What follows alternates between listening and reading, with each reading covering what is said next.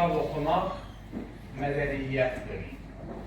Çünki bizim hamımız, mən hər bir biliyi kitablardan öyrənirik.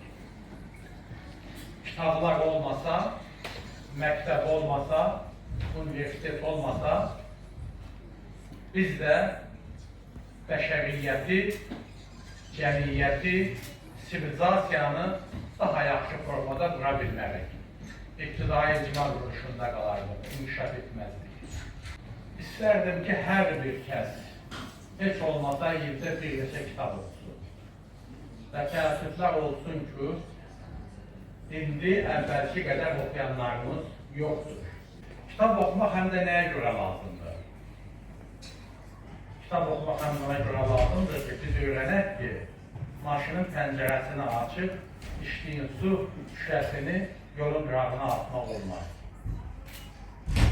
Biz kitab oxumalıyıq, öyrənək ki, yeriyə patrol çəkmək və sonra da onun kötüyünü hara gəldi atmaq olmaz.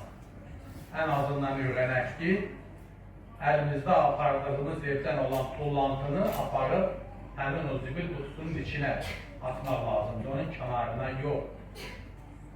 Yol gedə-gedə tükürmək lazım deyil, boğazını arıtmamaq lazım deyil.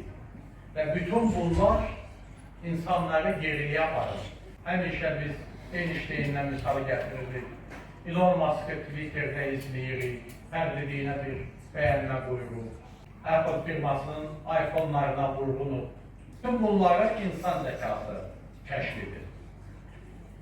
Bugün insan zəkası Mars'a belə kilit göndərir. Mən istərdim ki, bizim insanlarımız, övladlarımız oxusunlar və onlar da elə kəşflər etsinlər ki, məhz Azərbaycandan o biliklər Marsa uçsun, digər planetlərə uçsun. Mən istərdim ki, onlar yeni kəşflər etsinlər, dünyaya səs salsınlar.